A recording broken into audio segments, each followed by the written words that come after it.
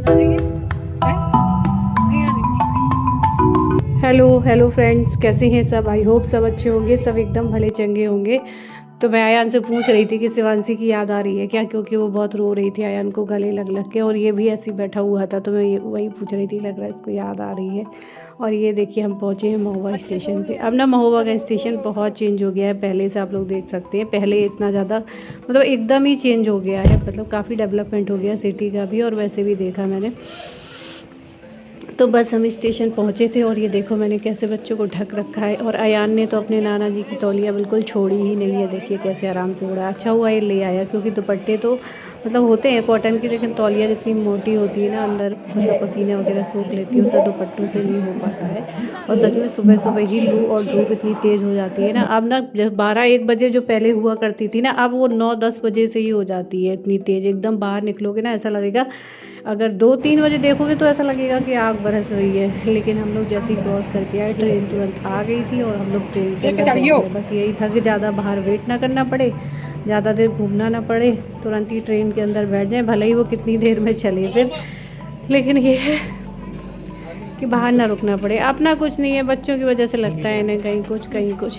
तो बस ये देखिए अभी ट्रेन, हमारी सीट बिल्कुल खाली पड़ी है, तो बस आके हम लोग बैठ गए। वैसे भी आज के दिन ज़्यादा भीड़ भाड़ थी नहीं, और बस भाई अभी छोड़ के उतर जाएगा, क्योंकि थोड़ी देर में ही ट्रेन चल देगी। और बस मैं भी बैठे बैठे सोच रही थी, और सोचते सोचते कब झांसी आ गया पता ही नहीं चला।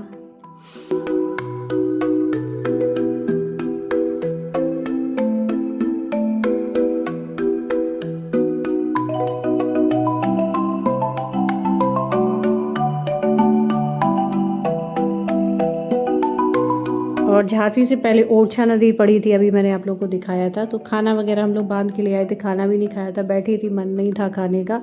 तो बस अभी जो बांधा हुआ था हमारी भाभी ने, अचार पूड़ी सब्जी सब कुछ बांध दिया था, क्योंकि सुबह ऐसे ही हम लोग निकल आए थे, थोड़ा थोड़ा सा एक एक दो दो कौर खा के। तो मैंने कहा सब लोग यहीं पे खा ले, फिर खाना भी ठंडा हो जाएगा, और आगे हो सकता है थोड़ा सा ट्रेन में भीड़ भी ज़्यादा बढ़ जाए, तो फिर खाने का स्पेस नहीं रह जाता है। तो इसलिए मैंने कहा यहीं पे सब लोग खा लेंगे और बढ़िया खा पी के ख़त्म कर देंगे। तो बस अभी नंदिनी ने खा लिया था बीच में, क्योंकि मैं देवू को सुला रही थी और मैं रह गई थी, तो मैंने कहा मैं बाद में खा लूँगी। हयान को दिया अभी, ये भी पहले मना कर रहा था। और ये देखिए मैं कह रही थी झांसी पहुंच गई, झांसी नहीं, अभी पहुंची थी मऊरानीपुर शायद, मतलब झांसी के ही रास्ते में थे। जब मैं ना वहाँ से आ रही थी अपने घर के लिए, तो मुझे बहुत खुशी हो रही थी। मतलब ट्रेन में भी उतना ज़्यादा फील नहीं होता है, मतलब थकावट तो होती है, ट्रेन में भी फील होता है। बच्चे तो परेशान करते ही करते हैं, ट्रेन में बहुत ज़्यादा करते हैं, लेकिन फिर भी देखो ये सीट में नहीं बैठता है। फिर पता है पहुंचने के बाद में ऐसा लस्त पड़ा रहा ना, पूरे दिन नहीं उठा, रात भर नहीं उठा, बस ट्रेन में। लेकिन इसको बराबर घूमना होता है, किसी की भी रैपर पड़े हो, कुछ भी पड़े हो, वैसे भी इसको इतनी जल्दी इन्फेक्शन वगैरह होता है। लेकिन वो मानते ही नहीं, हम नहीं पकड़ सकते बच्चों को, कुछ भी कर लो, उन्हें जो छूना है वो छूना ही है। कह रहा है पागल भी है चॉकलेट अपना।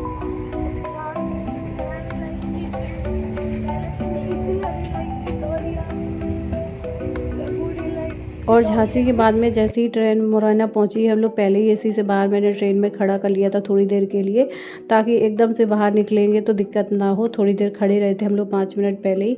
और उसके बाद में बस यहाँ पर दीदी आ गई थी लेने, तो जल्दी जल्दी हम लोग बैठे हैं गाड़ी में और बस घर के लिए निकले। मतलब सुबह तो इतनी तेज़ नहीं थी यार, शाम के 4-4:15 बजे हुए थे, इतनी तेज़ धूप थी, इतनी तेज़ धूप थी, सच में लग रहा था आग बरस रही। इतना ज़्यादा टेम्परेचर मैंने मतलब देखा है, लेकिन इतना ज़्यादा कभी नहीं देखा जितना हो रहा था। मतलब गर्मी सहन से बाहर थी। और ये देखो देवू कैसे बेचारा लस्त हो गया है, उसको पूरा बांध लिया है मैंने।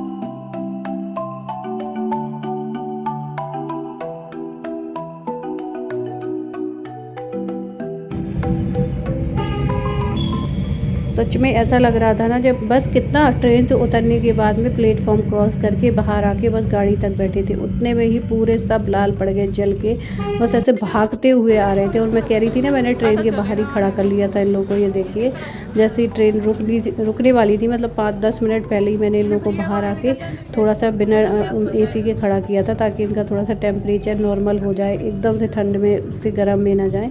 लेकिन फिर भी बाहर जो है आग बरस रही थी, मतलब जो हर बार इतना फील नहीं होता था गर्मी में जितना इस बार फील हो रहा था। और बस अभी पहुँचे हैं दीदी के घर पे, जाके बस बैठे ही थे। सच में बहुत ज़्यादा धूप लग रही थी, और मुझे आते ही आ गया था फीवर उसके, और साथ में लू भी लग गई थी। मतलब फ़ीवर था, मतलब लू नहीं, मैं सर्द गर्म का जो फ़ीवर हो जाता है, साथ में पेट दर्द भी हो रहा था, मतलब रात से ही स्टार्ट हो गया था। और यहाँ पर दीदी बना रही थी चाय।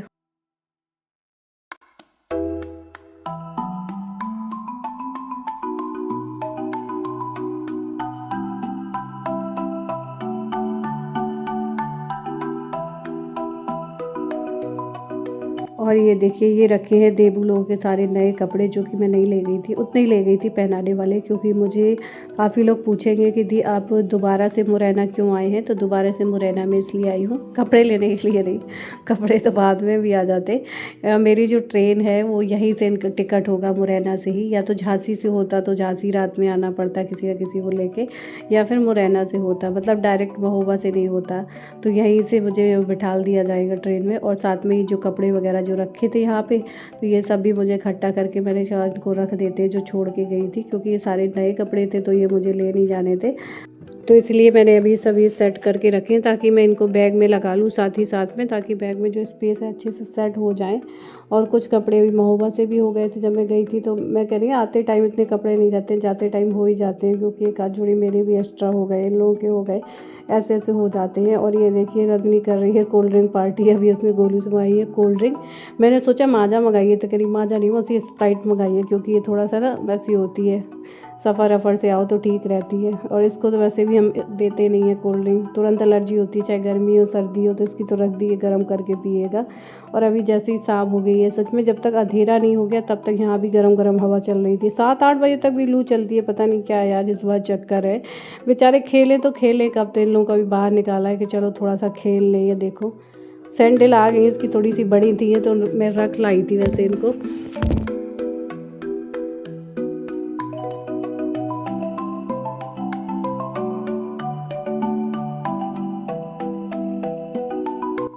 और ये देखिए, हमारे जीजा जी बनाने में लगे हैं हारमोनियम, मतलब उनका जब मन होता है बीच में दिन में एक आध बार बैठ के अपना जो है गाना और हारमोनियम बजाना ये ज़रूर करते हैं। और सच में किसी सब की ना कोई हॉबी होनी चाहिए, उनकी ये हॉबी है, बहुत अच्छा भी लगता है सुनने में। और ये देखो, अभी दीदी गई है संध्या करके, उसके बाद बना रही है खाना आना।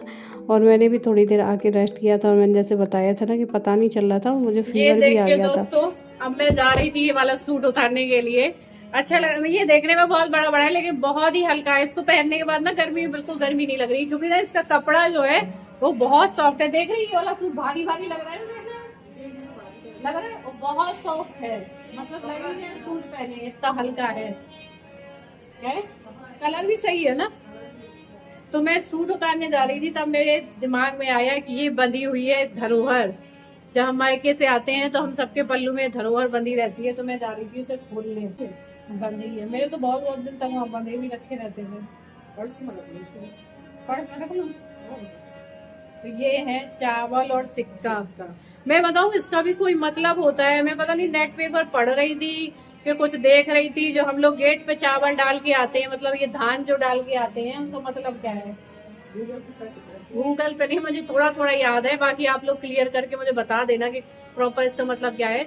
जब हम डेयरी पे डाल के आते हैं धान, तो मतलब जो लड़कियां होती हैं वो घर की लक्ष्मी मानी जाती हैं, और जब वो गेट पे धान डाल के आती हैं, मतलब वहीं छोड़ के आती हैं, तो उसका मतलब होता है वो अपने भाग की लक्ष्मी जो होती है वो अपने मायके में छोड़ के आती है।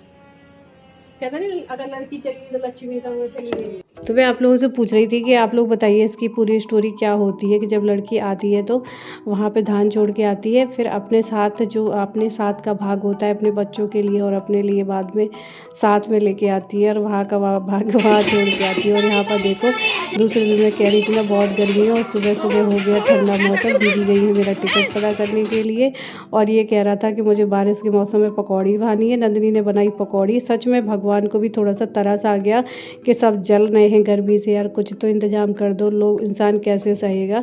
तो थोड़ा आंधी आई, बारिश आई, तब जाके ऐसा लग रहा था ठंडा ठंडा मौसम हुआ हो हल्का हल्का। ये देखो फिर से धूप सी निकल आई है, मतलब उतना भी नहीं बरसा, लेकिन हर रात में बरसता रहा है। मन कर रहा था जब बारिश हो रही थी कि बाहर ही बैठ जाओ यार जाके। और अभी मैं दीदी के साथ आई थी बाहर, क्योंकि इन लोगों के मुझे सर्टिफिकेट बनवाने थे। इसका बर्थ सर्टिफिकेट बनवाना था, इसका आधार कार्ड बनवाना था टिकट के लिए, क्योंकि ट्रेन का नहीं हो रहा था। लेकिन टिकट सुबह भी आई, दीदी भी स्टेशन नहीं मिला, अभी आए नहीं मिला। मैं जब भगवान की इच्छा होगी तब मिल जाएगी। चलो दर्शन कर लेते हैं मंदिर।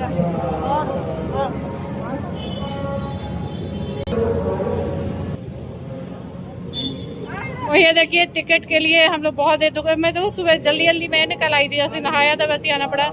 देवू का बर्थ सर्टिफिकेट निकलवाया, आयान का आधार कार्ड निकलवाया, बहुत कोशिश की लेकिन टिकट नहीं हो पाया। सुबह भी आई थी दीदी, इस टाइम पे तत्काल नहीं मिल रहा है। फ्लाइट का देखा तो फ्लाइट भी इन 3-4 दिनों में नहीं है, उसी के लिए ये निकलवाए थे आधार कार्ड। और ये तो चलो छोड़ो, जब मिलेगा।